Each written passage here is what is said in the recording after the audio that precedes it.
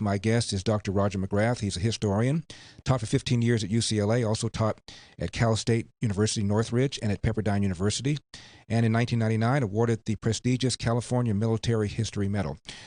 Roger, we were talking about the number of blacks who owned slaves. As a percentage of slave owners in the country, what are we talking about?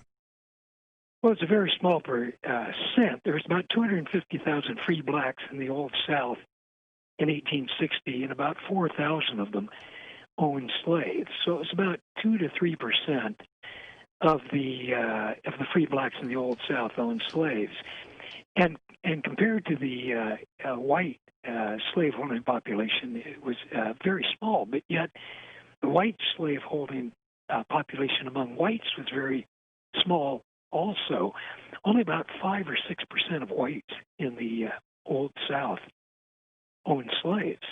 Now, if you extend it to their families, but same thing for the blacks. If you extend it to their families, it meant about 20% in some way or another. Whites in the Old South were involved or part of slaveholding families. And the same thing would be true with the free blacks. It would mean something like 10% of free blacks were somehow involved as slaveholding families. However, you get certain areas where the percentage is rather high. In New Orleans, about 28% of free blacks owned slaves themselves.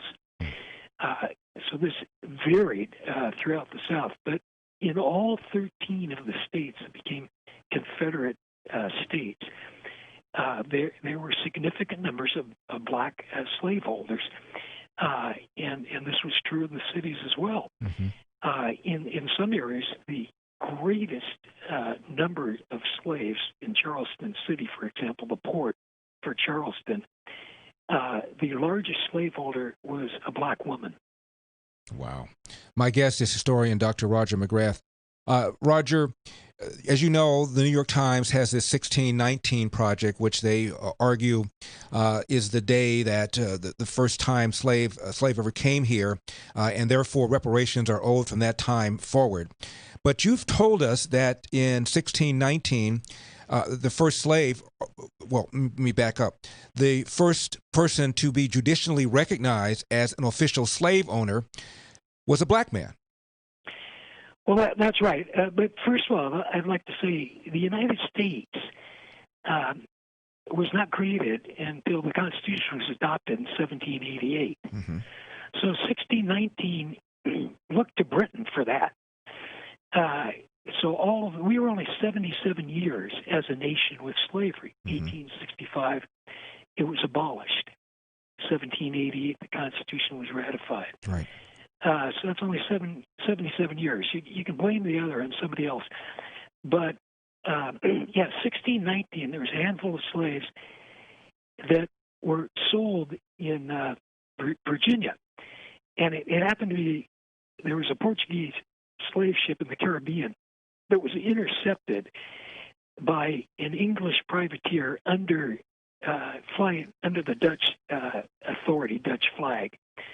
And they brought these slaves that they took off this Portuguese slave ship in the Caribbean.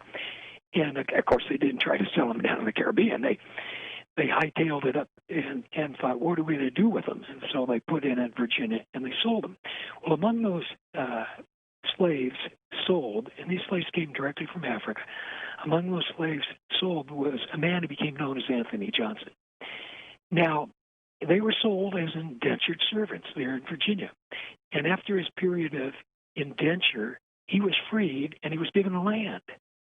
And he turned out to be a highly successful farmer who then bought indentured slaves himself, both white and black.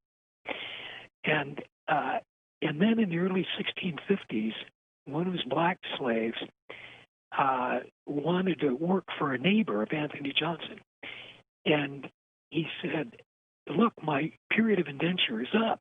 I should be freed and allowed to work for this neighbor.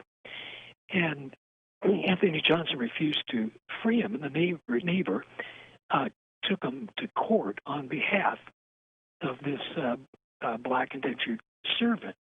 And Anthony Johnson's argument in court was, well, he never signed papers of indenture.